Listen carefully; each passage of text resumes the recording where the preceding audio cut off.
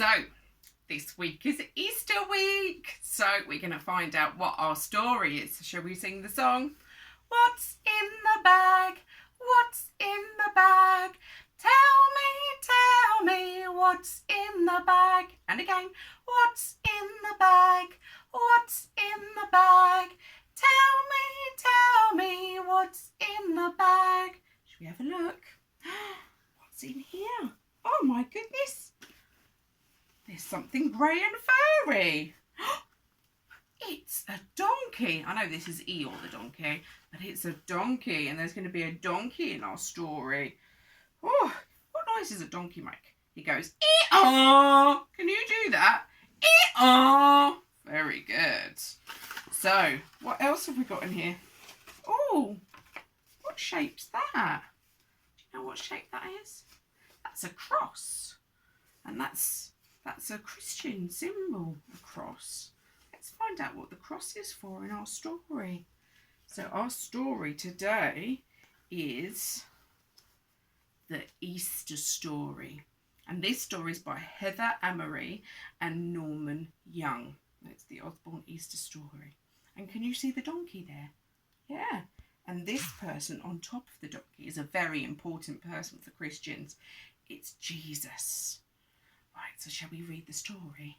And it's story time. It's story time. Shh, shh. It's story time. It's story time. Shh, shh. Let's read our story. So the Easter story. So Jesus went to Jerusalem. He rode into the great city of Jerusalem on a donkey. His 12 disciples, so his 12 friends that followed him, walked along with him. The people cheered for Jesus. Hooray, hooray! They cut down palms and laid them on the road, and they heard that he was going to be their new leader and king. And there you can see Jesus riding on his donkey on the palm leaves. And that's why last Sunday was called Palm Sunday. So that night, Jesus had a special dinner, a special supper. Jesus told his 12 disciples that he would die soon. Judas, one of the disciples, left the room. There you can see him leaving. So Jesus then broke up some bread. He gave gave a piece to each disciple, and he said, "This is my body which I give for you," he said. And then he picked up a cup of wine, and he said, "This is my blood. I give it for you and all people," he said. And each disciple drank the wine from the cup. You might see your adults doing that. It's called Holy Communion. Then Jesus went to a garden to pray. 11 disciples went with him. Judas had gone to tell the enemies of Jesus where to find him. And soldiers came to arrest Jesus. The temple priests accused Jesus of saying that he was a king.